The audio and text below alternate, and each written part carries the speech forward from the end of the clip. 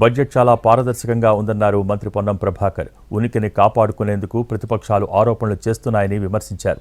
సికింద్రాబాద్లో పర్యటించిన Ponnam cantonment officers కాలనీలో పలు అభివృద్ధి కార్యక్రమాలు ప్రారంభించారు.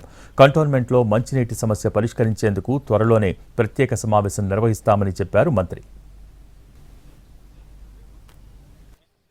బడ్జెట్ మీద ప్రతిపక్షం వాళ్ళు చర్చలో ఉండాలనుకుంటే వాళ్ళ ఉనికిని కాపాడుకోవాలంటే ఎంత మంచి బడ్జెట్ అయినా విమర్శించాలి. కాబట్టి వాళ్ళ రాజకీయ ఉనికి కోసం విమర్శిస్తూ ఉన్నారు తప్ప బడ్జెట్ పూర్తిగా సర్వత్రా ప్రజారంజకమైనటువంటి బడ్జెట్, అన్ని వర్గాలకు అన్ని రకాల అవకాశాలు ఇచ్చినటువంటి బడ్జెట్.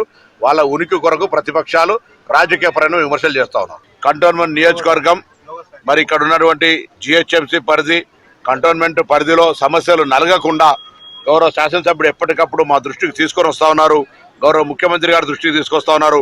ఆ సమస్యలన్నింటినీ వెంటనే పరిష్కారం చేసి ఈ కంటోన్మెంట్ నియోజకవర్గాన్ని కూడా అభివృద్ధి దిశలో తీసుకుపోతామనే మాట సందర్భంగా మనం చేస్తా ఉన్నాం. కంటోన్మెంట్, హైదరాబాద్, మెట్రో వాటర్స్ అందరూ కలిసి జాయింట్ యాక్షన్ కమిటీ మీటింగ్ పెట్టి సమావేశం